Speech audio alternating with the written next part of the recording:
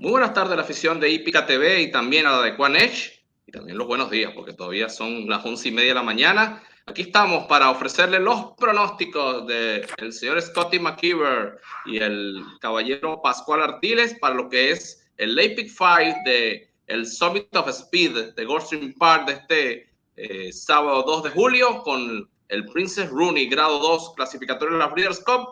Buenos días, Scotty. Buenos días, Pascual. Bienvenidos al show. Buenos días. Buenos días. Así es, y como es usual, Scotty generó el ticket en el ticket generator de EquinEdge.com y vamos a empezar a entrar en materia hablando de la séptima carrera. Let's go, Mr. Scotty, empecemos. Okay, let's do it. It looks like a 2-horse race to me. Drain the clock. The top pick 3 to 5 on the EquinEdge morning line, 37% in 4 tries against a group that's been a 71 on average. This horse is very, very nice, and I think Drain the Clock is going to be tough to beat. It's very tactical as well, and should be sitting in a good spot behind the 1 and the 4. But and maybe even in second place behind the 1. But this horse has some class, and I wouldn't be surprised if this one was sent to the lead as well. Edwin Gonzalez jumps aboard for Sappy Joseph Jr. And then Willie Boy, this one is in very, very good form right now. And this one, I just think this one can step up right now. Clearly likes 6 furlongs. I think this one's going to be tough as well. I think it's a 2-horse race. Believe it or not, I think Gatsby could be in the money. So if you're playing exotics, the EquinEdge long shot, this one has a pretty good record at the surface and distance. You can see 2 wins against a nice field of horses. So Gatsby could run decent, and you might even get 15, 20 to 1. But as far as the win end goes, and as far as my ticket goes, I'm using the 3-horse Drain the Clock and the 6-horse Willie Boy. Así es, bueno, Scotty dice que es una carrera de 2 caballos, Drain the Clock el 3 y el 6 Willie Boy.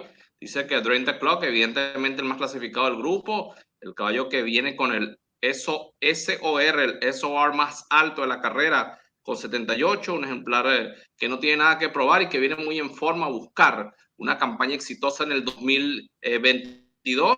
Su gran enemigo es Willie Boy, un caballo que está corriendo muy bien, especialmente en esta distancia. Le gusta mucho el pupilo de Jorge Delgado, así que muchísimo chance para Willie Boy para tratar de dar la sorpresa en este Smile Sprint. Así que para Scotty, 3 y 6, 6 y 3, le gusta más el 3, lo más probable es que gane la carrera, y el 2 Gatsby para sus jugadas exóticas. Él piensa que puede entrar en la trifecta o en la superfecta y poner a pagar esta jugada. ¿Qué piensa de esta carrera, Pascual? Mira, esta es una tarde donde hay 2 grandes favoritos que sí fracasan en los tickets. Uno de ellos es Drain the Clock. No sé.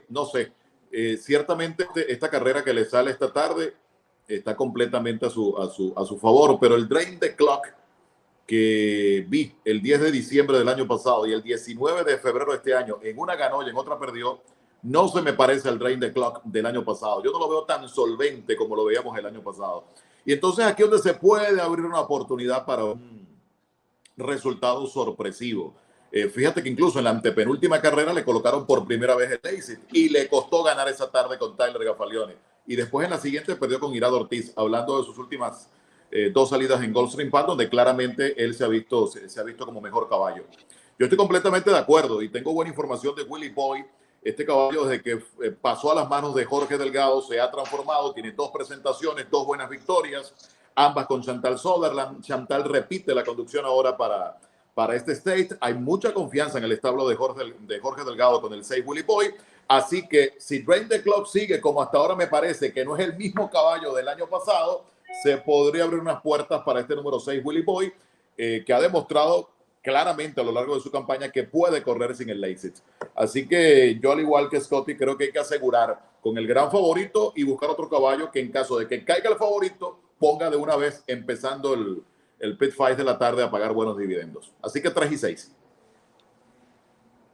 For Pascual, the same, 3 and 6. He feels that Drain the Clock is not the same horse that he remembers at the beginning of 2021.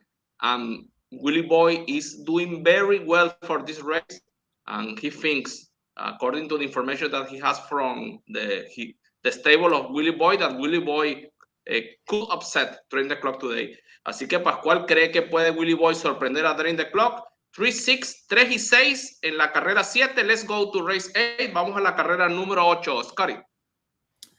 So I did think it was a spread race. I only threw out one horse, that's the 5, because the win percentages are wide open, right?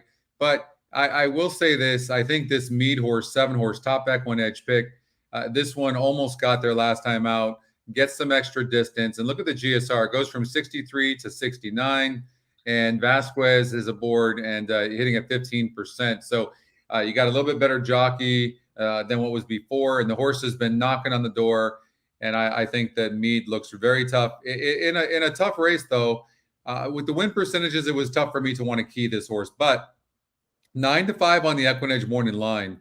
So that tells me that this horse is probably pretty live in this race. Distance is not going to be a problem. Yeah, in fact, it's going to be very, very good. But I did spread, but I do like the 7 horse the best.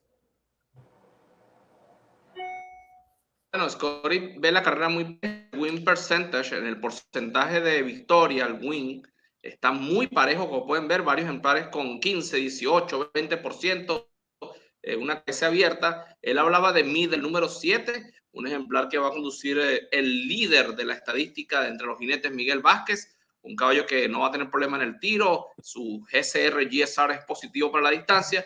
Él cree que es el caballo a batir. Sin embargo, está buscando un buen dividendo, colocando a todos los ejemplares menos el 5, que es el caballo más débil de la carrera y que él piensa no tiene oportunidad. Vamos a hablar con Pascual y su opinión de esta carrera. Tú sabes que yo estructuré 2 tickets, uno colocando a las bases, en este caso Clock, y uno sin la base de Drain the Clock. Pero en esta carrera me gusta el 7 en primera instancia. Fíjate que lo reclamó Christos Gatis, que tiene 2 presentados en la carrera. Él tiene 17% de efectividad cuando clemea. Y de una vez dijo, voy a colocar, si tengo la oportunidad de colocar al líder en la estadística, ¿por qué no hacerlo? Y montó a Miguel Ángel Vázquez en este número 7. El detallito es que va a correr la milla y un 16 en la arena, pero me gusta mucho el número 7. Después está el caso de Lusitano, un caballo que va apenas con 110 libras, le gusta la distancia, tiene 2 victorias y un segundo puesto en este recorrido en 3 presentaciones. Rohan Crichton está teniendo un buen meeting, así que sería mi segunda posibilidad de victoria. Y después yo completaría las marcas en esta carrera con Nacho Papa, peligroso, porque esta yunta de Jesús Ríos y Saúl Mato siempre es efectiva, tienen 19% de efectividad ganadora cuando se juntan, así que mucho cuidado con este número 4, al cual por cierto le retiraron el blinker. Y en el ticket que yo sugeriría, completaría con el número 3. Este pasó a las manos de Joseph Orsino, después de varias presentaciones en las manos de Enrique Amado, y le coloca a Samuel Camacho Jr., que es uno de sus jockeys de confianza en estos tiempos. Así que yo me voy 2, 3, 4, 7 en la carrera 8. For Pascual, he likes 7, he likes the 4, he likes the number 2. It's a very tough race for him, so he agrees it's a open race. Entonces hay que reforzar esta séptima, como Pascual y Scotty están recomendando. And now we are going to analyze race 9, la 9ª carrera en Gulfstream Park. Let's hear Scotty. So, I thought you could probably get by in this race with just the 3 horse, the Red Man and Merzaz. I mean, this horse really made a nice move last time out. It was 40% to win, but the winner was pretty darn good that day. Gets back on the dirt track. The horse can run on the synthetic or the dirt. You can see it doesn't matter which surface. Pretty consistent. The thing that I worry a little bit about this horse is the lack of speed, but this horse has the class, so that should move Merzaz up some. Because I don't like to key horses that come from behind, I decided to spread a little bit in this race. So I use the 3, 6, 7, 10. But Merzaz is certainly the horse to beat for sure. And it's 7-5 on the EquinEdge morning line. It has the top GSR. It's been facing some good horses, and it's also the top EquinEdge pick, 28% too. So I think Merzaz is the horse to beat, but it's going to have to come from behind. Así es. Bueno, Scotty habla de Merzaz, el número 7, le gusta mucho. Un ejemplar que ha militado en grupos superiores, baja de categoría. Como pueden ver, el SOR es 55, los otros ejemplares tienen un nivel más bajo. El GCR, el GSR, es compartido el más alto de la carrera. Un win percentage, una probabilidad de ganar de 28%. un caballo que luce bastante para ganar. Sin embargo, es un caballo que Scotty dice que corre de menos a más, es vulnerable, ahora va a la arena. Así que es un caballo que él prefiere reforzar con caballos que tienen más velocidad y asegurar la 9ª carrera. ¿Qué piensas de esto, Pascual? Me gusta mucho Hombre Sachs. Yo no sé por qué tardaron tanto en repetirlo en la arena.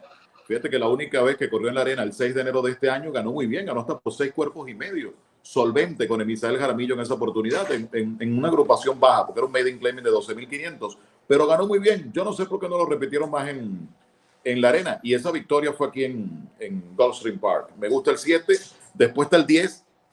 Lo que veo en contra del 10 es que Tamara Levy tiene de 5-0 cuando clemea, no responde cuando presenta sus ejemplares por primera vez después de clemear, pero este King Cairo está de turno hace rato y colocan la conducción de un jockey enérgico como Samuel Camacho Jr.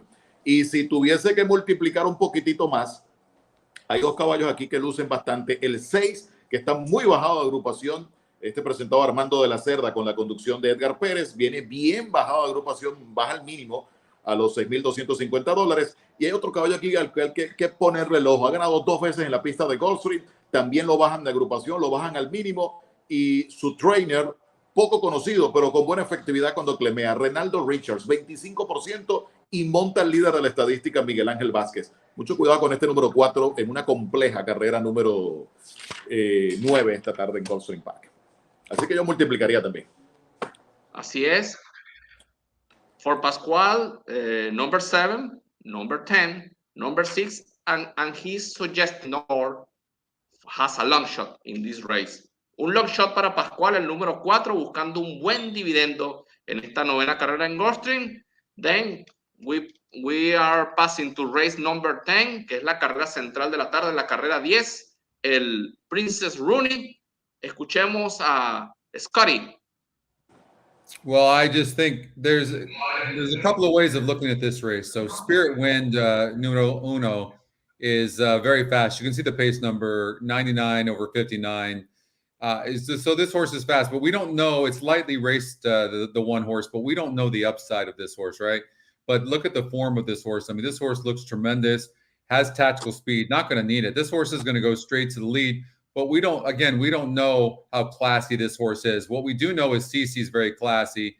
And this horse 3 back at 7 furlongs, lost to a Baffert horse that got away on the lead with some slow fractions and pulled away. And I think this horse 7 furlongs likes this distance. This horse has earned $147,000 per start going 7 furlongs with 9 wins. Again, the issue is that, do you want to take a horse that's going to have to come from behind? But you can see the SOR. It's the best horse in the race as far as class goes. The 6 horse, Make Mischief, is going to get first run. That's for sure. This horse has got a little bit of class. The EquinEdge second pick will be sitting good. Won last time out by 4 lengths, but that was against a non-graded stakes field that was much easy. And you can see 2 races back when this horse went in the Ruffian grade 2 race, which is what today's conditions are, in the Princess Rooney Invitational, the horse didn't run very good and had a perfect trip. So this is a different class level. We know who Cece is. I think we're going to get a good run for Cece. You might want to throw the 1 horse in there, Spirit Wind, maybe this good. I didn't have enough room to add the 1 horse, so I'm going to single Cece. Así es, Scotty habla del Princess Rooney. Destaca que la presencia de Spirit Wind por su enorme velocidad, la invicta de Ras Nix, un ejemplar que con Leonel Reyes va a salir probablemente a controlar el paso de la carrera con enorme rapidez, pero ya sí ha demostrado mucha clase. La duda que tenemos con Spirit Wind, ¿cuánta clase tiene esta yegua? No hay duda que es muy buena corredora, pero sí, es ganadora de Breeders' Cup, la campeona sprinter del país en este momento. Derrotó a Gamín, que son palabras mayores para este grupo. Si Gamín estuviera aquí, probablemente sería la favorita. Así que sí, parece la yegua a derrotar. Ella, la desventaja que tiene es que corre de menos a más, pero ella ha mostrado capacidad en el pasado para acechar, perseguir la velocidad y dominar. Es por mucho la mejor yegua de la carrera. Y Scotty dice que él no tiene presupuesto como para agregar Spirit Wind en su ticket, así que se arriesga con el 5 como base. Escuchemos a Pascual y su opinión. Sí. teoría viene muy bajada de agrupación, sí, a esta carrera. El año pasado ganó esta misma carrera, vino Víctor Espinosa a montarla, ganó muy bien. Recuerdo que Estilo Talentoso estaba por allí sonando como una posible ganadora y al final no fue así. Este año va a correr con 2 libras menos, el año pasado lo hizo con 126, ahora va con 124. Pero no sé, a mí la última carrera me genera dudas. Ciertamente todos me van a decir, bueno, perdió con Letrusca. Sí, es verdad, perdió con Letrusca. Pero se suponía que ella debería haber ocupado el segundo lugar en esa carrera y eso no ocurrió. Y fue un final muy cerrado entre las tres. Y el otro detalle, tendrá que ir nuevamente sin el Lazy, porque en las últimas 2 carreras la ha corrido con Lazy, claro, en 1 milla y 16. Ahora va a una carrera de los 7 furlongs, donde ella claramente ha sido muy solvente. Quizás buscarle la caída sería una locura. Quizás buscarle la caída sería más por lo que estamos hablando. Si esta no la gana sí, y si Drain the Clock no gana la otra, pues los dividendos de los tickets hoy van a ser extraordinarios. Si yo buscara la caída, me gustaría tener a Dylan Davis, el líder de la estadística en Belmont Park, y preguntarle con quién se hubiese quedado, si con el 3 o con el 6. ¿Cuál hubiese montado para la carrera? Porque él viene de montar a las 2. Yo creo que la número 6, la que va a conducir Edwin González, presentada por Mark Casey, me da la impresión que es una yegua que viene en ascenso. Así que si decidiera buscar la caída al 5, yo en lo particular la haría con la número 6. Pero bueno, necesitamos una base. Si no pusimos a Drain the Clock, pues tenemos que poner así. Así que vámonos con el 5 en la carrera 10. Pascual thinks that Cece is obviously the best horse of the race. He has some doubts about his last start. Was not as good as he expected in that opportunity. Was not able to finish second, and he's saying that maybe Make Mischief number 6 is a probable long shot for this race, looking for big odds for the late pick 5 and pick 6. So as we don't have more budget, he thinks the same. He was forced to use CC as a single. Así que para Pascual como base CC y el 6 Make Mischief como un long shot para los que quieran buscar un alto dividendo y tengan presupuesto. Let's see race 11, la última carrera de la secuencia del late pick 5, and let's hear Scotty handicapping this race. Adelante. So I decided to throw out both the 8-horse Glory and Victory and Poetic Code because I just felt like these horses have burned some money and they just don't seem like they want to win to me. And so, you know, again, I always talk about this. If you want to hit something big, you have to leave out horses like this. So I am throwing out the 8 and the 9. Well, first of all, the 8 horse is 8-1 on the EquinEdge morning line. Jockey trainer combination is only 12% and 72 samples. So I've left it down to these 4 horses, the 3, 5, 10, and 12. 10 horses interesting coming from behind because I think this horse will be closer to the pace. It has a little bit of class in here. It's not only the EquinEdge long shot, guys, but it's also 10%. Or it's also the price play. Excuse me. An interesting horse, though, guys, the 12 horse, Grave Danger. 8-1 on the EquinEdge morning line, or the morning line, but 4-1 EquinEdge morning line.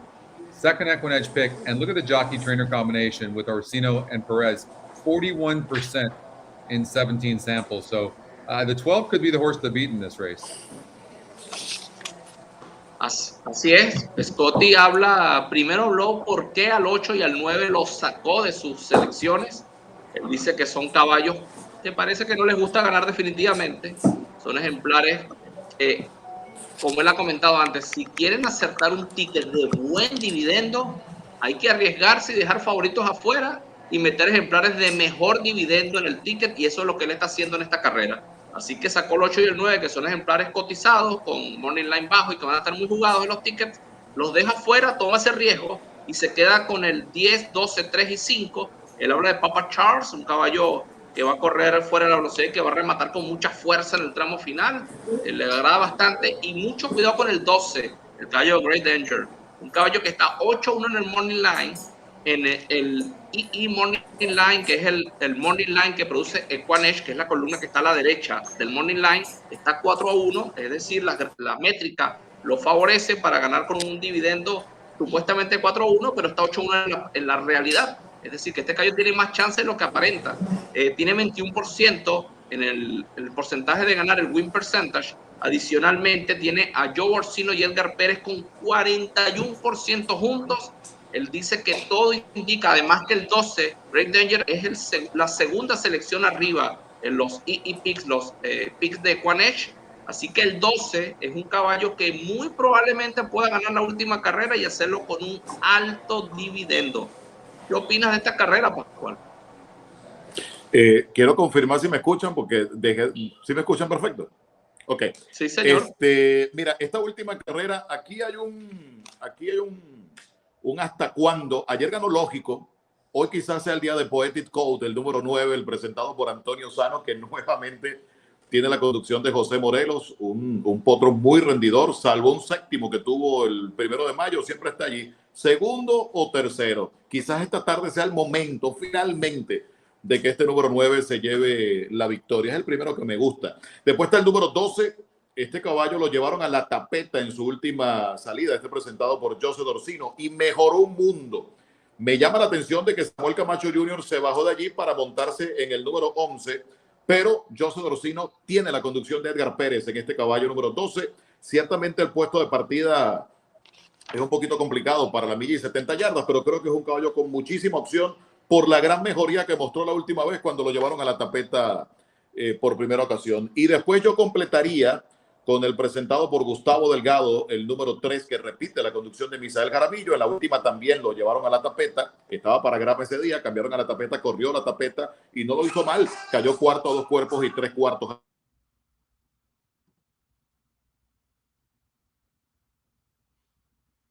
No te escuchamos.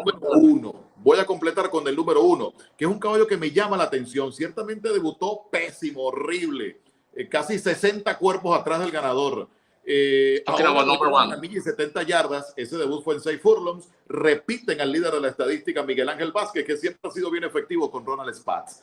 Así que si voy a buscar un caballo que pague un buen dividendo, voy a hacerlo con este número 1, porque me llama la atención que repita Miguel Ángel Vázquez, a pesar de esa desastrosa aparición en su debut el pasado 3 de junio. Así que me gusta 9, 12, 3 y 1 en la última de hoy.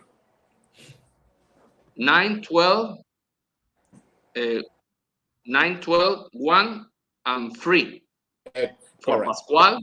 Perfect. He likes the 12 as well. He thinks that Poetic Code maybe is doing something good today. That is the reason that he is using Poetic Code, but he agrees that it's an open race, that this horse is very vulnerable. So, para Scotty, 3, 5, 10 y 12 en el ticket. And ese ticket que ven a su derecha, that ticket that you're seeing at your right, is the recommended ticket for Scotty for the late pick 5. And we have 4 or 5 minutes more, Scotty. Maybe we can see race 6 and create a pick 6 ticket. A suggested pick 6 ticket. Vamos a ver la carrera 6 porque tenemos chance de mostrar un pick 6 para hoy, para Gulfstream Park. Así que va a generarlo y ya tiene su ticket de late pick 5 creado. Así que vamos a ver. Let's talk about race 6, Scotty.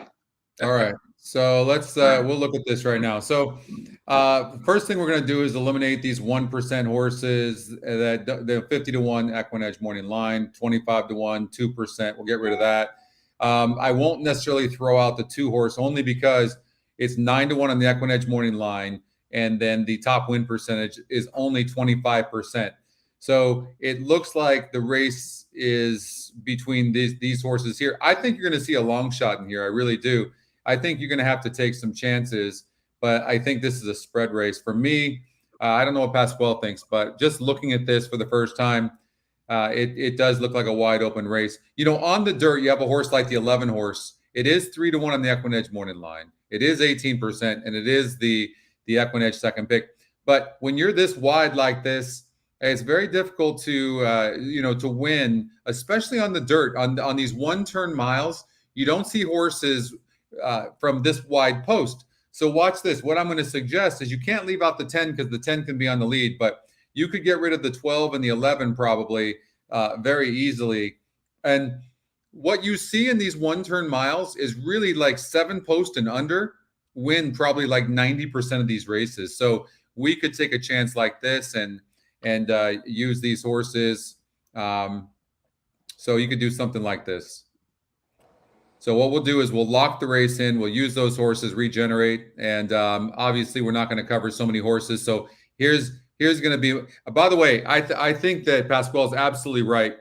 The top pace number, second time starter. This one horse can run much better. I'm glad he brought that up because I missed it. So watch what I'm going to do. I'm going to be a little bit aggressive here, and I'm going to, because I really like the 12. So I'm going to do something like this. And then I'm going to regenerate. And this is the ticket that I'm going to recommend right here. Oh, hold on. I'm sorry. I'm going to add, you need to add the number 1. That's right. That's going to be what I'm going to recommend because I really do like, I do really like the 12 horse. Okay, please, could you return to race number 6? I need to translate what you said. Okay, en la carrera 6, lo primero que hizo Scotty, y lo hizo en el momento, fue eliminó los caballos que tenían menos porcentaje de triunfo y que no tuvieran otra métrica que soportara su oportunidad. Él piensa que el 10 es el ejemplar que va a salir adelante y usualmente los caballos que corren en la milla, los que parten del puesto 7 hacia adentro, son los que ganan la mayoría de las carreras. Así que él, para este Pick 6, que es una variante del Late Pick 5 que demostró antes, él multiplica con los ejemplares que quedaron el número 2, 4, 5, 7, 8 y 10, buscando un buen dividendo en una carrera muy complicada, abriendo la secuencia del Pick 6. Y en esta variante, él fue a la última carrera y dijo que le gustó mucho la mención que hizo Pascual del número 1. Él piensa que ese caballo va a mejorar, que él cuando hizo el análisis no se dio cuenta de ese detalle que mencionó Pascual y que es un caballo que él puede tomar muy en cuenta. A él le gusta muchísimo el número 12 y el ticket de la variante que iba a hacer iba a arriesgarse a ponerlo como una base, pero agregó al caballo de Pascual el número 1 buscando un altísimo dividendo. Y si quieren hacer un ticket relativamente económico, esta pudiera ser una opción en la que ven en pantalla. Si tienen más presupuesto, pueden agregar los otros caballos que están en el Late Pick 5 y la carrera 11 y hacer un ticket más completo. So, thank you very much, Scotty, for this handicapping exercise. Recuerden que pueden ir a EquinEdge.com, es la página web del señor Scotty McKeever. Esta información que ustedes ven, usted puede suscribirse y es gratuita por una semana. Y pronto, bueno, Scotty va a estar ofreciendo información en español, descripción en español en la página. Va a haber un relanzamiento de la página en unas semanas y espera poder ofrecer planes pronto para todos los hispanos que no viven en los Estados Unidos. So, thank you very much for your time. I was talking about your product, Scotty, in Spanish. So, gracias, Pascual. Gracias, Scotty. See you next week on Friday. Nos vemos la próxima semana, el viernes, cuando estaremos de nuevo en línea con el show de pronóstico de EquinEdge. Mucha suerte hoy. Good luck today. All right, you guys too. Thank you. All right. That was Pascual. Well, thank you very much. Here. I leave you with your show. All right. Go get him today.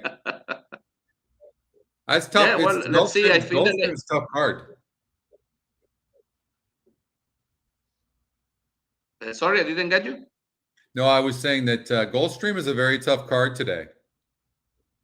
Oh, yes. It's very. I think Cece is winning the race. Cece's winning. I mean, you know what?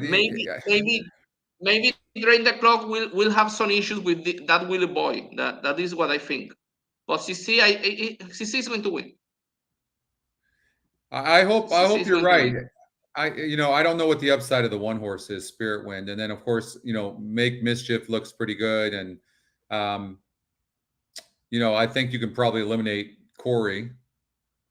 My brother's name is Corey. Actually, spells it the exact same way. And this horse won 2 races back here at Gulfstream, going the same distance, and I didn't bet it. But that was against a much easier group. I think it was a non-graded stakes race. Yeah, 14.5 to 1. You think I would have bet it? Of course not. Well, as you said, it's about class. This race classifies the winner to the Breeders' Cup. Cece won last year, and then she won the Breeders' Cup also. Cece is over these horses. Maybe Glass Ceiling or Make Me Chief, if Cece is not at her top, could upset her, but not the Spirit Wind, because Spirit Wind is good, but as good as Cece, as good as Gamin, I don't know. We don't know. The thing is, though, if you look at the pace advantage the one horse has. I mean, that's pretty scary up front. So you might even get to 3 to 5 to 1. It's probably 3 to 1, 5 to 1, somewhere in between there. You might even get on this one horse. But I mean, this is, I mean, based on our pace number, anyways. I mean, that's 40 points. That's a lot of points, and we don't know the upside, so it's like 50-50. So I mean, this horse could be long gone. Make Mischief. This is okay, and this horse is okay. I mean, it ran huge last time out, winning by 4 lengths, but that was against a 70 group. This is an 80 group. So, and Cece has to come from so far back, and but again, this horse's class might move Cece up some. So we'll see what happens. I think it's raced here at Gulfstream Park one time, and it won the race, and that was at 7 furlongs too. That was last year, about the same time. So it looks like this horse won this race last year. Is that what happened? Yep. So yeah, so she won very easily. Yeah. So won this race last year. So I think Cece, I mean, it makes sense, but Spirit Wind is interesting. Make Mischief's going to get the first run, but that was a much easier group that she beat last time out, and she had a perfect trip. So you got the 1-turn mile at Belmont Park, and this horse had the outside post, tactical, and then just beat them. So, and was 38% to win. I don't think this is going to be as easy, but it looks like Spirit Wind. Corey's going to try to stay up there for as long as Corey can, but I think Corey's going to stop. 6 horse. I'll tell you what, that Spirit Wind could be gone, and then Cece makes a late run. I think prudent would be to at least do an exacta box 1-5. This is the ticket I'm recommending, but I might change it up a little bit. But I do think that Pascual, he opened my eyes to this horse, because I'm always saying with second-time starters, you just don't know what they're going to do. Sometimes the ones that run good first time out, they run bad next time, and vice versa. But it looks like this horse was well-meant and was shuffled at the break. And then to see this pace number being so much higher than the rest, this horse gets a good break. Maybe this horse will be could be long gone. The only negative, though, is that GSR is a 41, so it is a low. The horse could get the lead and then just stop late. But I do like the 12-horse Grave Danger a lot. And I think we're going to see this horse run a very good race. So we'll see what happens. But that GSR on the one's pretty low with a 41. Yes, well, it's the last race is very contested. Let's see about Cece. I think Cece was able to she was close to Gamin at the Breeders' Cup race. Why he's going to be an issue running maybe 4 lengths behind this speedy Spirit Wind. I think she's going to track her, and she's going to rock her down. I think so. If she doesn't, I will surprise.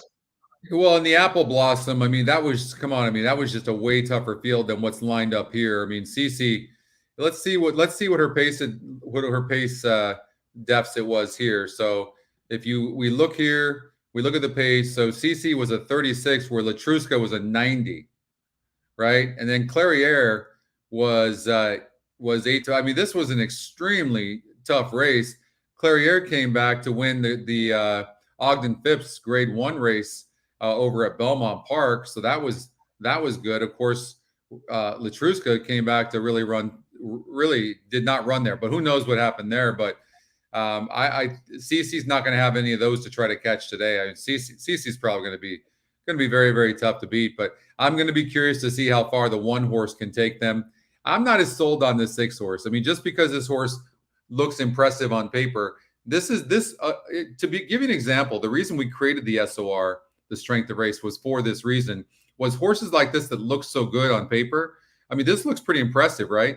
But then you look over at the SOR and it's a 70. This is a much tougher race. So I'm not as sold on Make Mischief. So CC's going to be very tough to beat. Even money on the EquinEdge morning line as well. So Spirit Wind, we'll see how far Spirit Wind can take them. But what's your plans today? Are you working today? I'm working on HipicaTV very soon. So are you? Have you seen the GSR Spirit Wind 62? The GSR is a 62, so it's low. Let's see what this horse probably wants to do. It doesn't look like it's that well bred, but sometimes just get nice horses, and it looks like, from what I can see here, If you increase the distance, she gets weaker. Does a little bit better, but she's so fast. So fast. It's going to be very interesting, but obviously they're going to have to hold off Cece. So, yeah, we'll see what happens. And Cece, can you check the GSR plus of Cece? And the GSR plus on CC, I mean, look at the dirt. I mean, this horse can run on turf as well, but look at that. 7 furlongs. It's the best distance for this horse. And we see that in the past. She was running against Letruska in a distance where her GSR is lower also. Yeah, and here the in this race here, I looked it up and lost to a Baffert horse. Look at this Meredith who set really slow fractions, and it was a Baffert horse. I mean, who knows? That was back in February, but and this horse just went gate to wire, set like 45 and change half. I mean, for these kind of horses, and this horse just went gate to wire. But Maldonado was aboard, and then Cece came from so far back and was wide and just couldn't get there. But of course, Calypso's not a bad horse either. But yeah, I think graded horses. Huh? Graded horses. She was facing graded horses before. So, yeah, I mean this Mernith, this Mernith, his look coming into this race, it just got second in the grade 2 or the non-graded stakes race. The grade 2 won the Santa Monica going 7 furlongs. So, and it looks like in La Brea got third. This horse really liked 7 furlongs and got an easy lead and romped. So I think that was a good effort. Of course, Baffert too, so I see there really honestly is not much in this race. There really isn't. So CC should be, I would imagine, is going to be very, very difficult to beat. Well, let me turn this off. I don't know what happened with the TV behind me, but it died.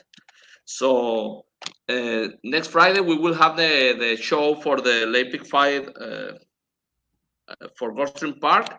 And I don't know when you are traveling, but we'll be in touch the following days. And well, hopefully we are presenting this show again on HipicaTV on YouTube Live between races, maybe between race 3 and 4 at Gulfstream and between race 4 and 5 for Gulfstream also. So you will have the highlights of Scotty handicapping the Late Pick 5 today at Gulfstream Park. I wish you the best because you deserve a winning ticket today, finishing the week, please. I hope so. We're shut out, so hopefully we can get off the schneid and get a win. I really am starting to fall in love with this 12 horse a little bit over at Gulfstream Park. But great work as usual, Alfredo. And I will talk to you later. I'm not traveling to Spain until the 9th of July, so we got a little bit of time. So I'll see you next week.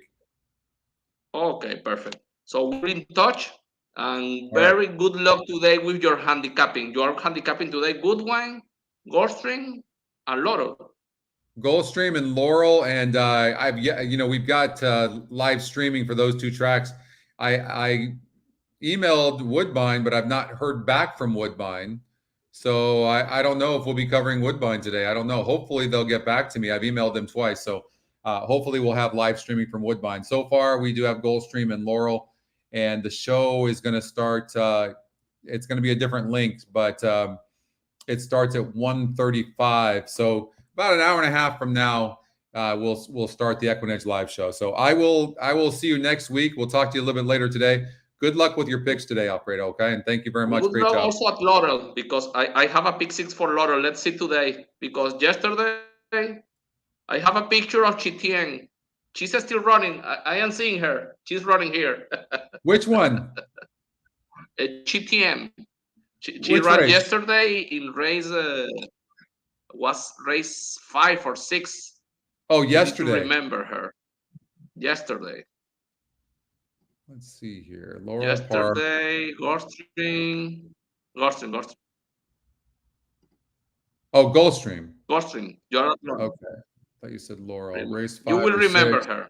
Stormy Pattern. Let's see. No. Let's be honest. Chitien. There she is.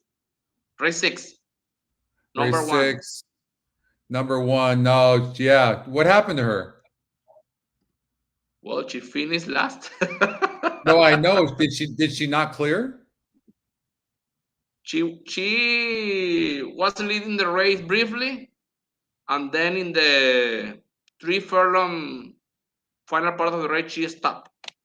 Right. She was feeling the increase of distance because she was very fast at the beginning, but the 8th furlong was too much for her, I think. Yeah, and let's be honest. I didn't teach you, but I had a picture.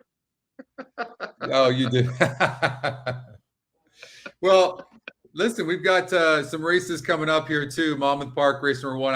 I'm probably just gonna keep on handicapping. I don't know what else do I have to do. So Okay, maybe I'll stay on here and handicap a little bit with everybody before the next show. Enjoy your show. I'm not stealing more your spotlight. So yeah, thank you very much stealing again. my spotlight. See?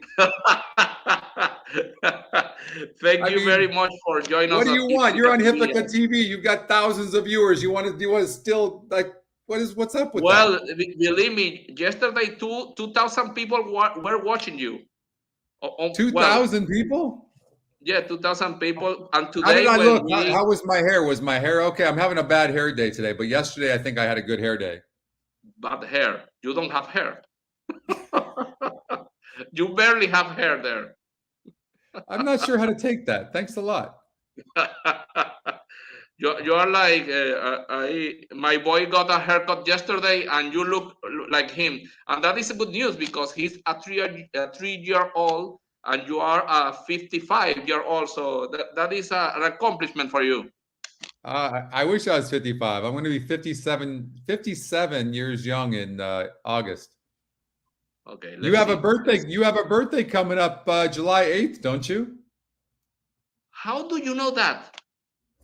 Come on. How do you know? I mean, I do my research. How do you? I never told you that. I don't know why you did that. Well, congratulations.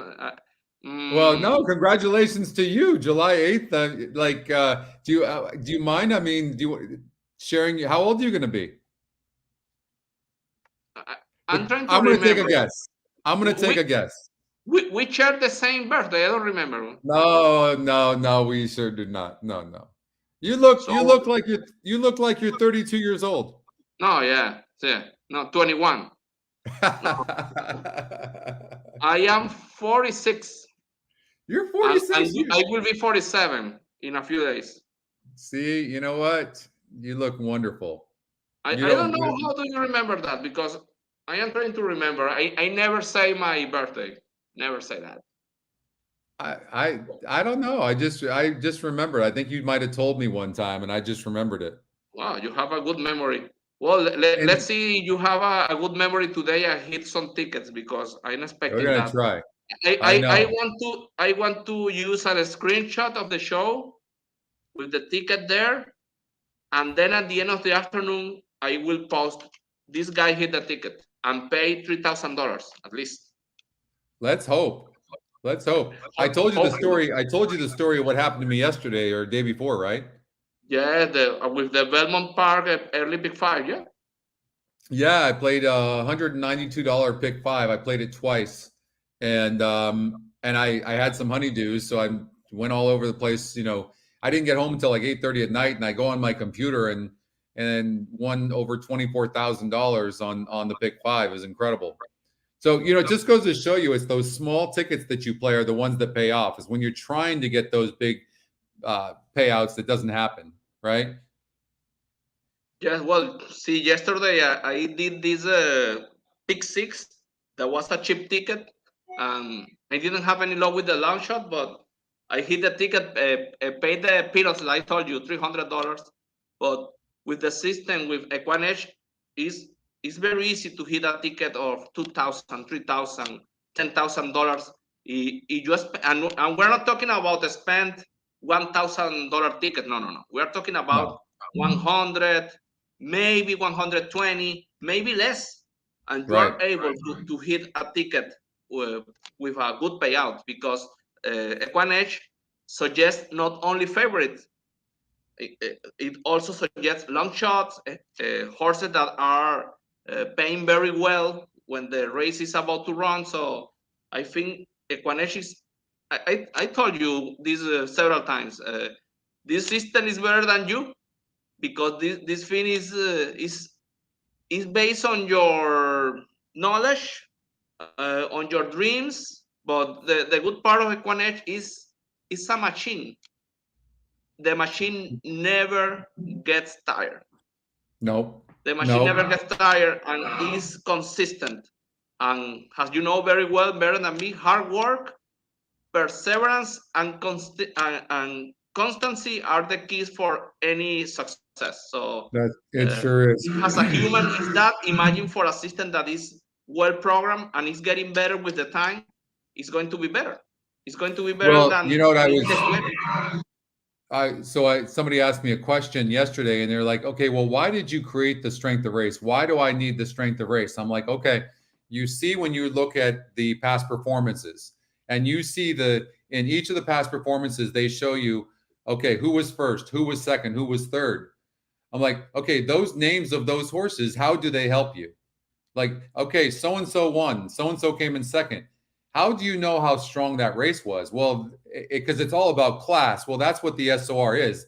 The SOR is about class. It shows you how strong of fields that each horse has been running against in each of the past performances. And so it's so very, very important. So when you break down each metric and what it was designed for, it makes a lot of sense. Like, take the pace number.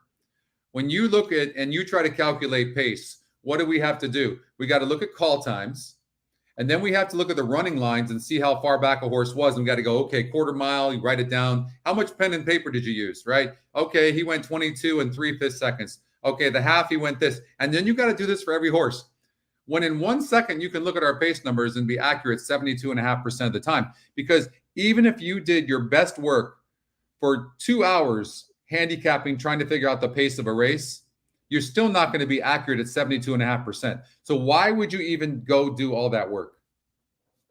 No, it makes no sense, because if you have a computer that is doing that for you, it's better to use the computer and then analyze the results. For example, in this race, even a first starter, I didn't handicap the race because I did Laurel today. And in this race, the number 5 is a first starter. The GSR is acceptable, and see the pace 65. 18% of win percentage, is very likely the winner, the number 5, even if it's a first starter. I think maybe this horse is winning today, the number 5. And I didn't have the race. Well, it's EquinEdge's second pick as well. Also, and I want to make one more point too, that if you give an example on the win percentages. So our top win percentage wins on average 36% of the time. If I said to you, Alfredo, I said, you can handicap Gulfstream Park for 8 hours. Only one track, just this track. I give you 8 hours. It doesn't matter the mutual. What would be your win percentage on average over a month? What do you think you can win at? What rate? What win rate? No, I track my winning percentage was around 71%. It was high, but I was exhausted. I remember that. I was exhausted. Because the average with 3 picks, I can be 65. With 4 picks, maybe 72, 73. With this, that's right. EquinEdge, I am around 84% with 4 picks. Top 4. That's the number. 77 with the 3, and top win percentage 36%. Here's my point. You can handicap all these horses on paper, and there's no way you're going to win 36% of the time. You're not going to do it. Whereas you can just walk up, you can get a pace that's 72.5% accurate, a win percentage 36% accurate. Do you know the GSR, the genetic strength rating, which goes back 3 generations? Did you know this metric actually wins 25% of the time? Did you know that? No, I didn't know that. Just the GSR. It's not meant to be a win percentage algorithm, but it does win 25% of the time. So it's very interesting. And then you know how good the EquinEdge long shot is. I don't know if you knew this, but the EquinEdge long shot will be first, second, or third 34% of the time. So you can utilize that EquinEdge long shot to key like in the first, second, and third spots. So like trifectas, right? and put it, maybe bet it to win. Then bet the horses you think can win other than, let's just say, the 6th horse in this case. And you go, okay, take 4 horses to win over the 6th horse in second. Then you can take those 4 horses to win, put them in first and second, and then key the 6th horse in third. Well, you're going to win that wager 34% of the time if you're right with your wins, of course, with the other horses you choose to win or come in second. But the point is that trifectas, that's where I make my money. Always in trifectas. I can take a 4-5 shot over a 5-2 shot over a 15-1 shot and get 40-1. That's where the money's at. No, and also what you said before during the show. When you put weak favorites, vulnerable favorites out of your bet, and you open spots for long shots for horses that are paying well, and you use, for example, the EquinEdge, in this case, you will get a very, very good payout if you hit the ticket. It's better to hit a $5,000 ticket, $10,000 ticket, than to hit a $200 ticket and you didn't try to get more. Right. Where's everyone keeps talking? Everyone keeps, huh? My battery is running low, so I am going to be forced to leave. But no, get out of here. I was just gonna say though, which race is the Stephen Foster in? Is it Churchill Downs? I imagine the race 11, I think. No, there it is.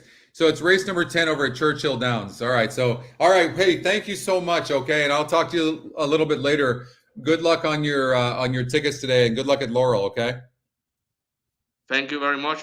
I think Olympiad or Caddo River, 1 or 3, are deciding this race. Good luck. Okay. All right. Talk to you later. Okay. See you around. Alfredo Alonso. Thank you so much, Alfredo, and such a good man, such a really good guy, and so. Anyways, I have a show coming up in about 1:35, so about an hour, a little bit over an hour and 15 minutes. And but as far as the Stephen Foster, I might stay with you guys for about 15 minutes here on this channel. But we're gonna switch. You can go to the YouTube channel and you'll see the show coming up. Also, you can it will send out an email. I think we already sent out one for today's show, and you can click on it and go to it. So looking forward to hanging out with you guys there. What's up, Catherine, Cindy, Dave, Scott, Chuck? What's going on, guys? I think I saw Van in there a little bit earlier. There's Van. Patrick. Thank you, Patrick. Aldo. Mr. M's in the house. Nathan Gerling. What's up? Fap. Imran. This is the first time I'm looking at this race. So $750,000 race today. And you see, when you look at, and by the way, too, hey, guy, the GSRs don't change based on the race, just so you know. So the reason that, if you want to see, look at the GSRs for this race. Would you look at them? The lowest one is 72 on the 4-horse, who's won $753,000. In these stakes races, so this can help you with the GSRs. It almost tells you the level themselves. This is what makes the GSRs so great. Again, they don't change. They'll change subtly if the family is like winning, and they might go down, they might go up. But by the most part, you can see here, look on dirt, the 2-horse, 82 on the tab. Mandaloon, 87. 79 on Cato River, 80. On Proxy, 78 on Last Samurai, Olympiad 77. I mean, holy crap, right? Amazing. So one day you're going to be able to put the sire name and the dam name, be able to create a baby and see who you want to breed to. Or if you go to a sale, you'll be able to use this to maybe try to find some value on some horses. Hey, Aaron, what's up? So, but yeah, the Belmont story was great. Thanks, Scotty. If you're just coming on, a couple days ago, I was on my computer and I'm like, oh man, the Belmont Big 5 is coming up. It took me 5 minutes to handicap it, literally. And I put in a $192 ticket. And I think I had like $500 in my account or something like that. And so I played it twice, and then I had to leave. And I didn't come back until 8:30 at night. And I come back and I look at my account, and I've got 24,000 in there. So it was pretty cool. It just was the reason normally I won't talk about anything that I win, but just the story itself, it was just such a shock. It was so cool. You're just expecting to open up your account and it's going to be zero and there are 20 bucks in there, and all of a sudden you see $24,000. I mean, it was pretty neat. Thank you, Ann, so much. Thank you. We're going to do a show here in about an hour on a different channel. So you should have the link. You can come here to YouTube, or you can get it. You'll get it on your email. Okay. But, as far as this race goes, it looks really, really tough. Caddo River is going to be on the lead, but you can see look at the SOR at the surface and distance. It's got a second place finish. I think the concern for me with this horse, but this horse has won 3 straight races and it's lightly raced and been in the money in 10 of 13 tries. It's certainly in really good form. And look at the GSR. I mean, woof. Looks like a different horse than what it was prior. Something's changed with this horse. So, and it's the EquinEdge long shot. I think the only concern is if you look at the last 3 races, 66, 72, and 74, but almost like with people, for you, those of you that use a buyer and you see the improving buyer patterns, you can do the same thing with our SOR. So you can see a 66, 72, and 74 and winning easy. I mean, easy in those 3 races. So 9 furlongs, the GSR actually goes up. So I would just, the top win percentage is Olympiad at 26%. I mean, that's not that great. And Caddo River is going to control the pace as well. So I kind of like Caddo River. I certainly would not leave Caddo River out. I mean, this horse could be long gone. When a horse is doing this well, I mean, here's what you want to see. You want to know if a horse is doing well. Look to see if it's pulling away. In the stretch, 1.5 lengths back, pulls away. 4 lengths back, 5.5. 2 lengths back, 5 3/4. Like, look for that. So, and speed's been holding, Catherine. Well, there you go. And speed's been holding. So I would definitely use Caddo River. Let's see here. Maybe we can watch. I know we've got Gulfstream in the portal. Let's see here. There it is. It's away from this race.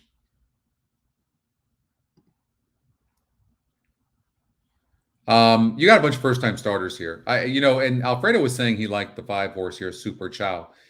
Cindy she's got me convinced. You don't see it happening too often, but Cindy's got me convinced that horses that have a gate workout before their before their race don't win.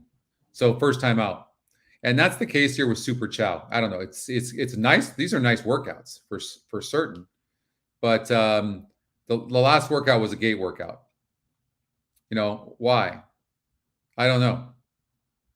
So, and it looks like, the 2 gate workouts that are showing on the page, and this horse is even money now, but the 2 gate workouts that are showing on the page are both going 3/8. So very interesting. Boris is a second-time starter who was 7%, only 12% now. It's always confusing for me when the win percentages aren't matching up with the EquinEdge top pick. But I think that's what's telling us that this is just a wide open race. What I really love to see, though, is 23% top EquinEdge or top long shot, EquinEdge long shot, and the odds, the live odds matching the EquinEdge EE line, morning line. This just always is good. This is always good. So yeah, I would agree with Cindy. The 6 horse Cajun Gem. I mean, this and look at this is a nice horse. But okay, well, it's a 70. Yeah, this horse can sprint or go long, but it's suggesting that this horse can do best going longer. And based on this breeding, it makes sense. Cajun Breeze. So, and then you look at the 7 horse. I would imagine, and look at Gary Barber's the trainer here, and Mark Cassie, he's tough. And this horse wants to sprint. The breeding isn't as good, but I'm not going to be surprised if this horse runs very well. And then Zonal, who Cindy was just talking about, workouts are good. Connections, not so bueno. But this horse is bred very nice for the dirt. might want to wait till this horse goes a little bit longer, and it does draw a wide post, and the pace numbers saying it's not very good. So I would, for me, I would probably, wait on the 10, but you could use the 10 for the exotics.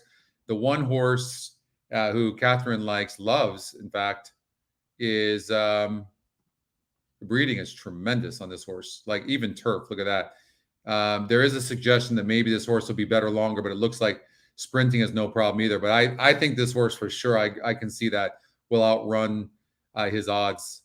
So let's.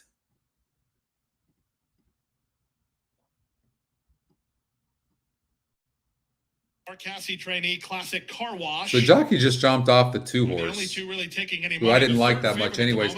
Interesting Super Chow is 6 to 5. I can't get down with a first time starter that like this that has a not a great GSR. Again, I think the 6 horse can run a good race. This on paper, this is a really tough race. The 7's getting bet.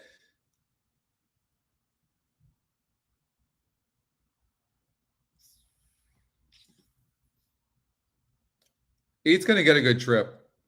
Now, Super Chow. I don't know. I'm not leaning towards anything. I'm curious to see how Cajun Gem, the 6 horse, runs though. For sure. The 5 horse is getting bet by the connections. It has to be. Because why, Delgado, probably. I mean, that's pretty heavy betting. But we'll see what happens here. Fun race here in the opener from Gulfstream Park. 11 races in total today. Summit of Speed with the Princess Rooney and the Smile Sprint. As Zonal in the Godolphin blue colors is the last to move in.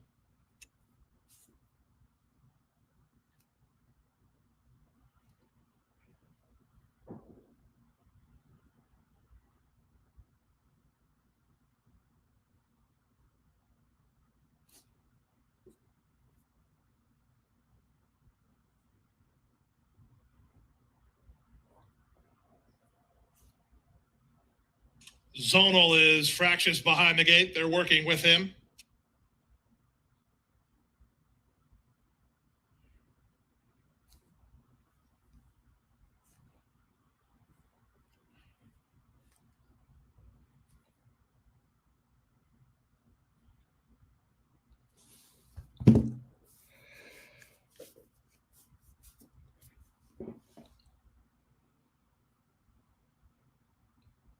They're at the post.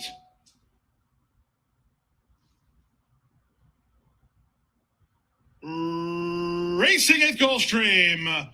Cheerful Charlie and Super Chow, the first 2 to break the line. Grand Slash rushing forward in between horses Cajun Gem not far away as the favorite Super Chow is in front. Super Chow to the 4 turn leads 3 parts of a length from between horses. Cajun Gem is second. Grand Slash on the outside third. These top 3 are putting on big time speed. They've opened 3 on Boris, who improves around Cheerful Charlie. Cheerful Charlie's dropped better than 7 lengths off the lead. It's a gap of another length and a half to Oh yeah, this horse was definitely live, and I'll Smile Again is at the back. Alfredo loved this horse. Super Chow, sharp off the turn, widens. Goes wide. Widens with a 4-length. I don't think it's going to matter. That's Cajun Gem from second. Grand Slash is now third. 6 horse is not changing leads. Here comes the 1 horse, right? Who's going to end up getting second place, really running nicely. Going to have to settle for second, but still running good. 5's not changing leads either, but good enough to win. Huge run by the 1. Good call, Catherine, on the 1 horse who went off at big odds. 5-1. In the opener.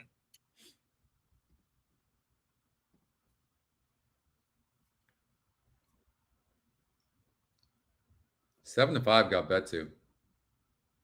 How about that 1 horse? 14 to 1. Top GSR. Ran good. I think, what's really great. Let's see here. Hold on here. So if you look at the pace, and Alfredo mentioned that. This is a first-time starter. And it had it as the top pace number. The 8 was right there as well. Pretty neat.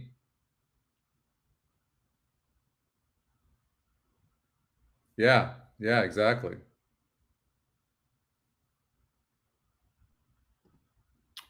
All right, let's get out to Laurel Park.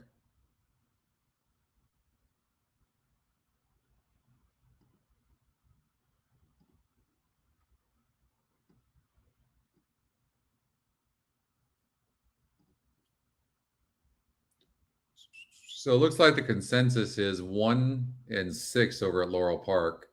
The one horse at the top EquinEdge pick.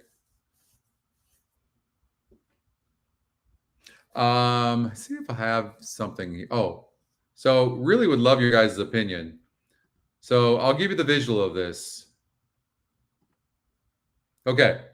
So this is what the dashboard is going to somewhat look like. We're going to make some changes, like where it says top chalk, price play, top GSR. That's going to be colored to break up a little bit. And then where it says pace, SOR, and GSR, it's going to say EE picks. Right. And then this won't be yellow on the odds. They'll be blue. They'll be gray. But with the picture, we're trying to make it more fun and homey and stuff like that. But the upcoming races on mobile too and tablet, you'll be able to slide it to the left or to the right on upcoming races. But curious what you guys think about this dashboard. If you think at least we're maybe headed in the right direction, because we're of the opinion on the team that this dashboard here is really busy. You like it, Chuck? Oh, thank you, Oldie. Oh, wow, Oldie.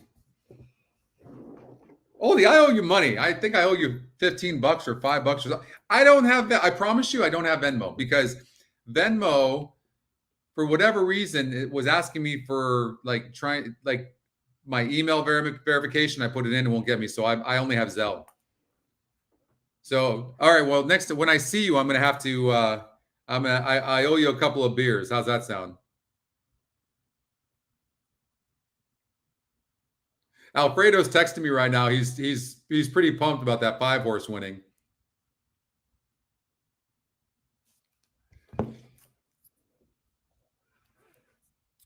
So, anyways, much better, right?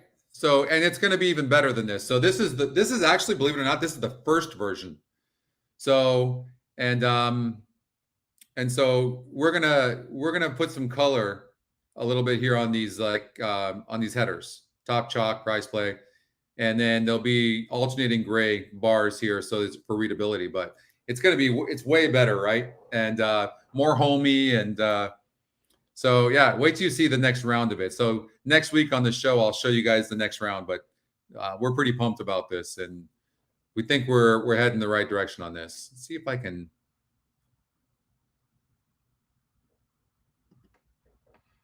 Let's see.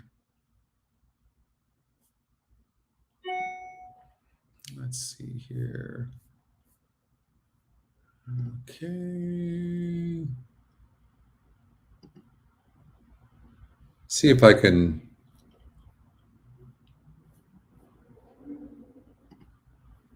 No, not what I wanted. All right. Yes. Okay. So we had some options of putting the track on the left side here, which we obviously didn't take. Let's see if we can do one more size bigger. That's too big. So I didn't care for this. I thought it was a little too busy. So, and then we didn't like that one.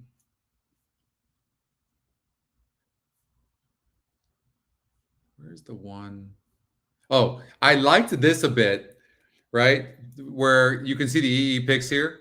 So I just made a suggestion that we put the EE picks here with the version I showed you, and then maybe put the odds of the EE picks here. Right? So something like that. And it's going to be in the mobile. Wait till you guys see the mobile design. Oh my guys, so much fun.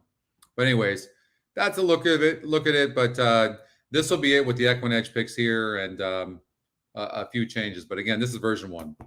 So I'm glad you guys like it. Laurel race number 1. Thank you for the reminder. They're at the gate. And now making their way into the Fort Marcy turf course.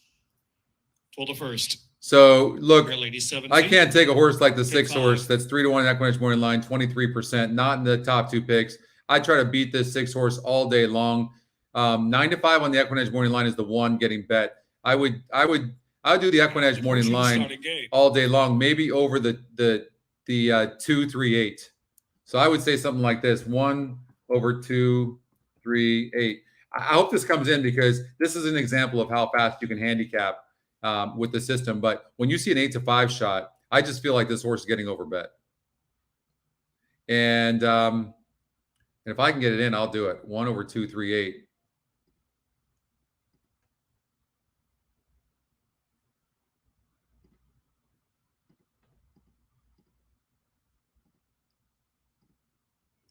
And then you could do something like this. You can go trifecta. 1 with all with 238 to maybe come in third, and do that for a smaller amount. Right. So what I just did there is I'm playing the 1 to win. So the 1 has to win. 238 gets second, and then I did a 1 with all with 238 for the third spot in the trifecta.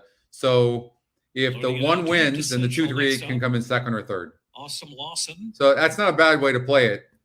La Familia. What's up, Dan Cece Kelly? Babe.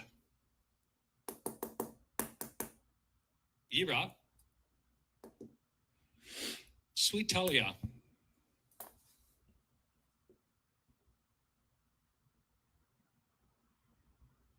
I see reply. Sweet Talia coming up.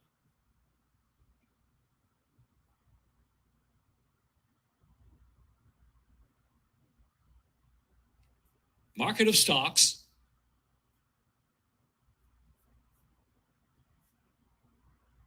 Second finish.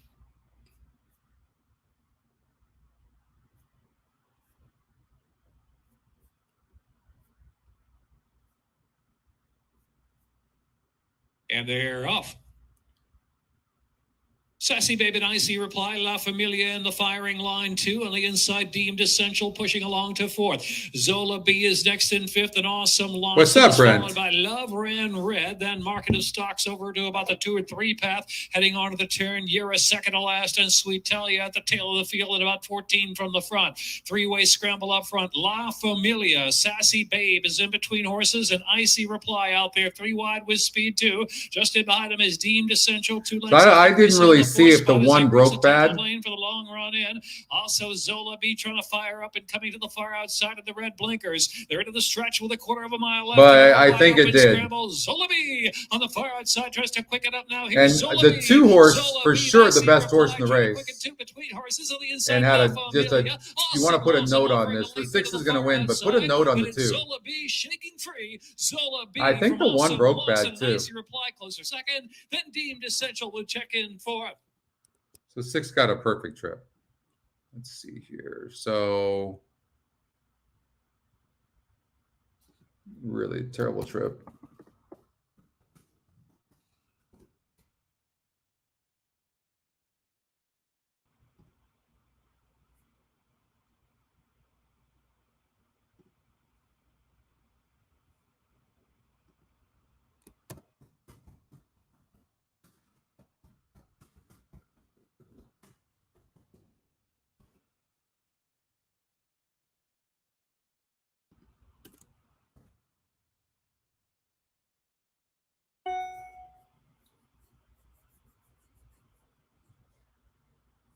Okay, Churchill Downs.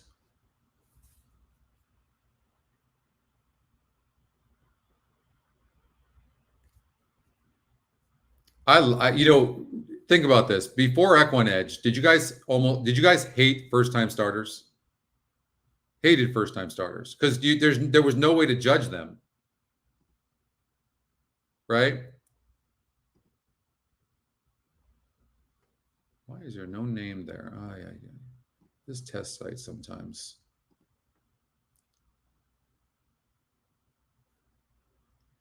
So you have a second-time starter, it looks like, in the 5. But how many times have we seen these horses not run well next time out?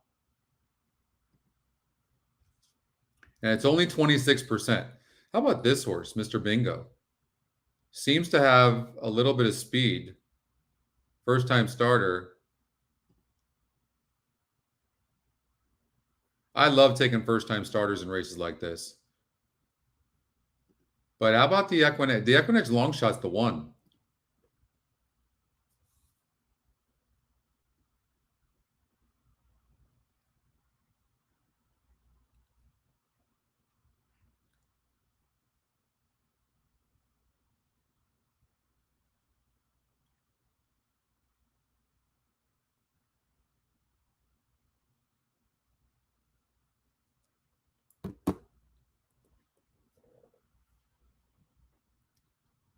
Top, but Boxster comes blasting out of there.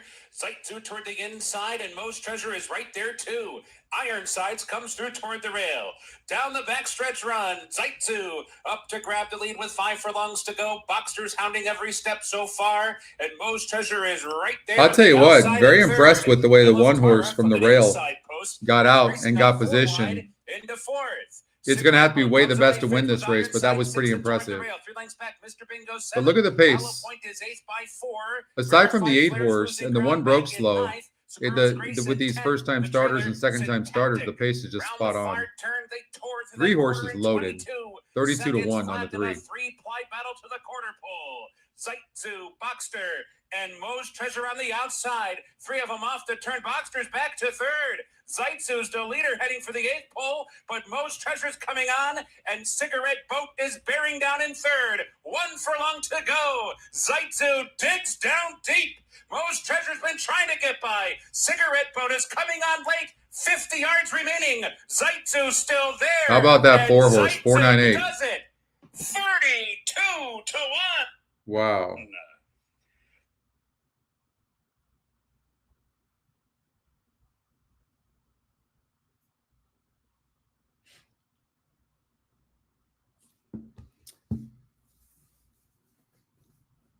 What do we got at Indiana? So we have a horse, Indiana Grand. Very fast. Looks like the class of the race. Top GSR by far. I mean, this looks like 3-5 on the EquinEdge morning line. I mean, Indiana Grand race 7. I mean, 300 yards. So it's a quarter horse race. But I mean, it could be free money unless the horse breaks bad, which, you know, of course could happen.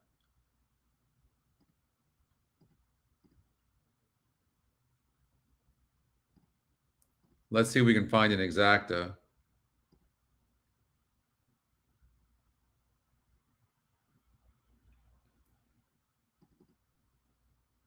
Horse like the 9 horse, the EquinEdge long shot, right? This is the type of horse that you try to find that has a decent win percentage in the field and you're getting a price. So I would, you know, bet the 6 to win, and then hopefully maybe the 9 can come in second or third and do an exacta and trifecta, right? So you would do something like 6-9, and then a trifecta smaller with the 6, with maybe an all with a 9. You know, maybe you could throw out the 4. You know, something like that. And but is it really worth it? Not really. So just go like this and do something like that.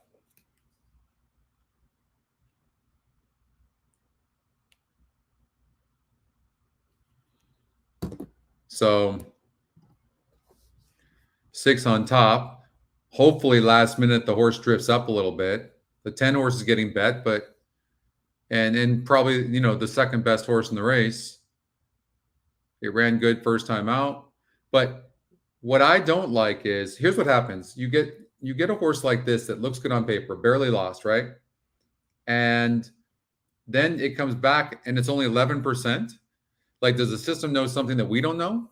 Now, I recognize that the 6 horse has taken a lot of the win percentage for sure, but just saying, like, and then you have a horse like this that broke 10th. So I just think, like, think about it. Even if you bet the 9 over the 10 and the 10 won 9 out of 10 times, you still make money, right? So taking a horse like the 9 over the 10 is probably prudent. There's, you know, no guarantees here. And I would, you know, after an effort like the 10 had, I would like to see it go off at bigger odds. But they're loading into the gate here in this quarter horse race in Indiana Grand. And we'll see. Belmont Park race number 1 starts in 8 minutes from now. But maybe we can get this 6 to win. So it's drifting up a little bit now. It's 4 to 5. I'm hoping, you know, maybe even money would be great. And then maybe we can get this 9 to get 2nd or 3rd, which would be good. So about halfway loaded into the gate over to Indiana Grand. I'm watching from my phone right now. And we don't have the ability to live stream Indiana Grand at this time. So we'll see what happens there. But a few more left to load in this 7th race. They started early today over to Indiana Grand. They've got trials going on. I don't know what they're for, but they're trial. I used to love covering the trials. They're the most fun. But our Louisiana girl, these state bred trial races, we'll see what happens here. But looks like the 10 horse on the outside is going to be the last to load.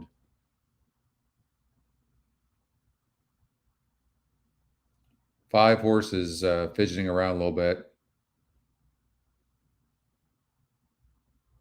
So they're having an issue with one of them, either the 4 or the 5, because they're just circling the 10.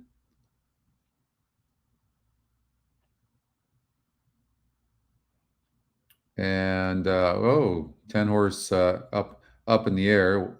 Well, we're hoping this horse acts up like that when they open the gate. That's what we're hoping for. 22 to 1 on the 9. CV strutting for a kiss. All right, there goes the 10. They're loaded into the gate. Let's get this 6 horse home. 3 to 5 though. 10 broke slow. Oh, now jockey fell off the 10.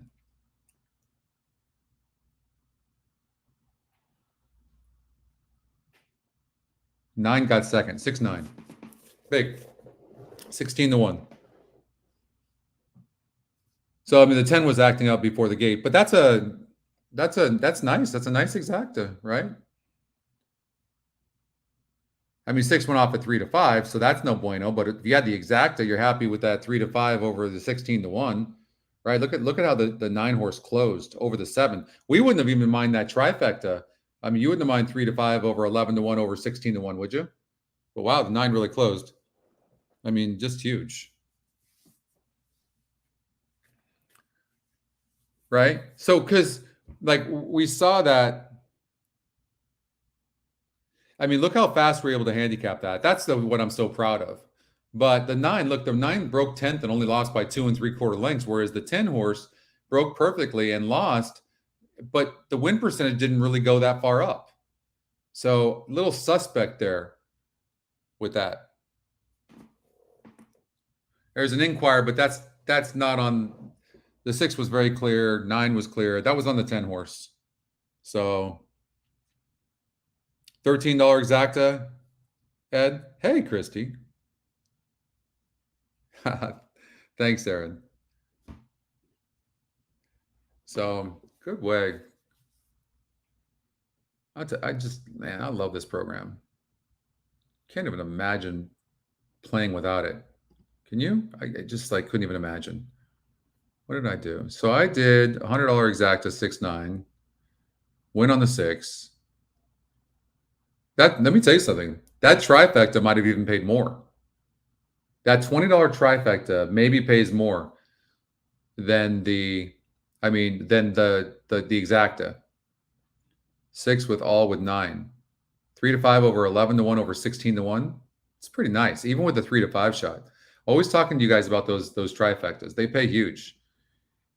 I'll give back that $1,300 to see what that $20 trifecta would have paid.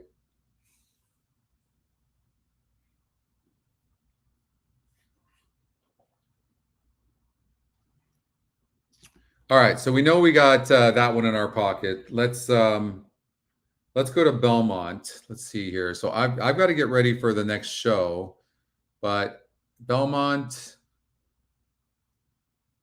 Okay, so I'm going to leave you after this Belmont race, but you'll get an email if you probably already did get an email about an hour and a half ago, or an hour ago, and you can also see the link here probably somewhere on YouTube. But there'll be another link for the EquinEdge Live. Okay, so that's 1:35. So essentially about 40 minutes from now.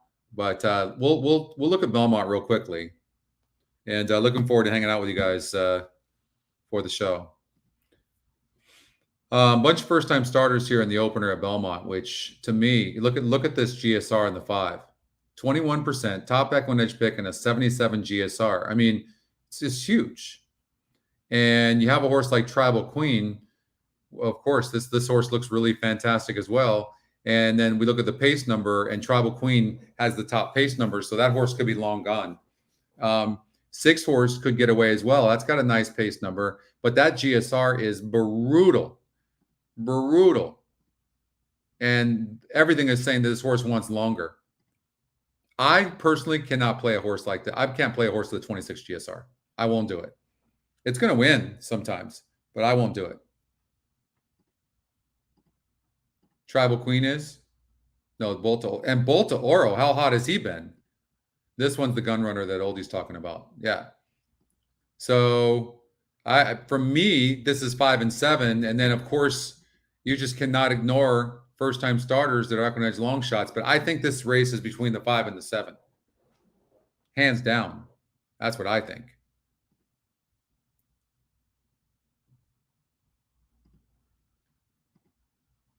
I think this horse wants longer as well. You can always defer to the GSR plus, which is money. But look at this 5. 77 on the GSR, but 7's probably the fastest horse in the race. So what I would do is something like this. Exacta box.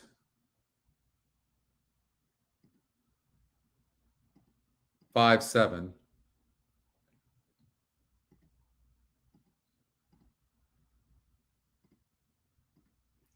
And then trifecta, because this could pay good. 5, 7 with 5, 7 with 3.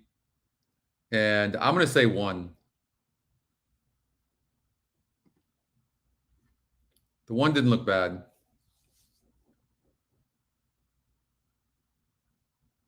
And let's look at the connections. Both very good connections. This horse can be long gone. I'm not going to be surprised. It's getting bet as well, but the 5's going to run for sure. And Gun Runner and then Bolta Oros have been just on fire. My God, what's going on with this sire? But how to choose between them? That's a tough one. It's a really tough one. I think it's a 2-horse race, though.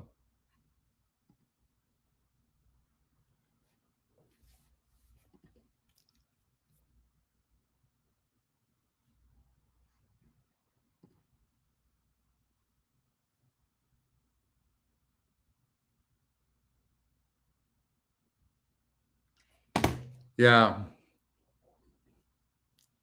6 horse has a nice win percentage, but connections are good. I don't know. I don't think that I'm going to say this horse isn't that great. Look at Todd Pletcher and Flavian Pratt's jockey trainer combination. It's only 12%, so it's not that great. What I'm trying to do is figure out who's a win bet here. I tell you, I love the new win percentage algorithm. I really do. And but look at this GSR on the 5. That's so money. But the 7's fast and has a good post.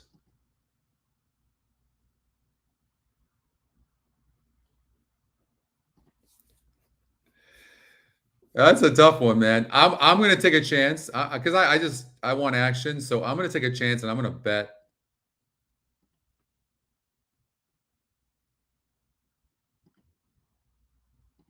A win bet. And I'm going to do it on the 5. I just can't. That GSR is just too good. And then I'm going to come back with a cover bet.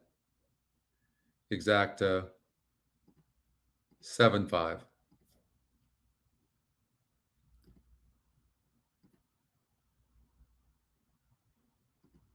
Trifecta 5.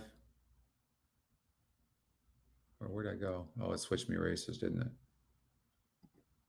Okay. Yeah, I have at 1:35. You should get a link, Aaron. So I have a show coming up. So you should look at your email. You should have an email there with the link for the show. And if not, it's got to be somewhere here on YouTube as well.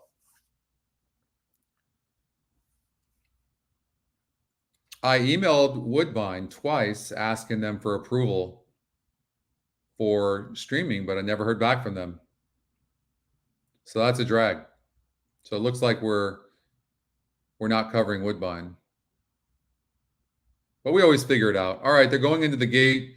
Bunch of first-time starters here. In fact, all first-time starters. And really nice GSR. I mean, look at that. 14 points better on GSR. I haven't seen that too often. Top EquinEdge pick. And then you got the top win percentage. I mean, 7 looks fantastic on the track too. But the reason I bet the win bet on the 5 is because of that GSR and because of the odds. So I think Ortiz is going to find a way to get this 5 home. We'll see what happens. But it does really look like a 2-horse race. But you got to get a good break too. First time starters, you don't know how they break.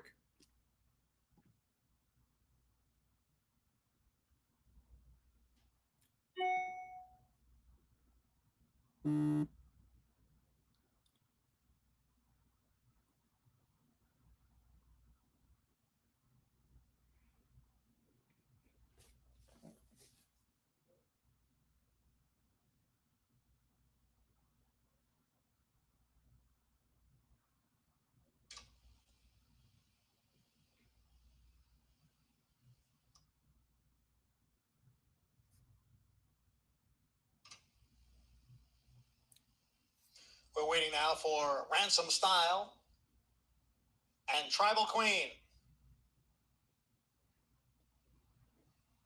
One more left to load. Your favorite, 7-5, Tribal Queen. Field of 7 in this opener. I'm going to guess the 7's going to have the lead early, but I hope the 5 is faster than what the pace numbers are suggesting. But either way, that GSR is monstrous. And break is so very important, especially with these firsters. Hesitant break for number 3, Mysterious Stare from the rail. She's at the back of the pack. Up front it is Apple Picker, who has so the 5 checked up. By a length and a half. Tribal Queen, the favorite, is racing in that's second, just a drag. Ransom Style, who is next in third. Clearly was live. Fly high from 4. Clearly was live. On the inside by Maria from Miami. And then it is Graceful, and the trailer is Mysterious Stare, the quarter 23-1. Apple Picker, the leader here by 3/4 of a length. Tribal Queen is running in second, and then comes Ransom Style and Fly High. Those two right together, third and fourth. And Maria from Miami, and the 2-year-old maiden fillies head for home. I tell you what, this one Apple Picker was so live. It is so live. Down at the rail. Tribal Queen on the outside in second. Then Fly High. And you're not going. The 7's not catching this one. It is Apple Picker, who has something left here in this stretch, and she has opened up. Apple Picker wins her debut under Johnny Velasquez. 1-7-1, the 5-horse Fly High. Not a good break, but I don't know if it would have mattered. But it rushed up, had a bad break. So who knows? But okay, so I'm going to be back here. Yeah, one is gone. 30 minutes from now, I'll be back to open up the show. Okay, you guys. And so, all right, big shout out to Alfredo and Pascual. Really good job on Hippica today. And then, so I'm going to say sayonara and hasta luego. And we'll see you in about 30 minutes from now, next show. Okay? Thanks, guys.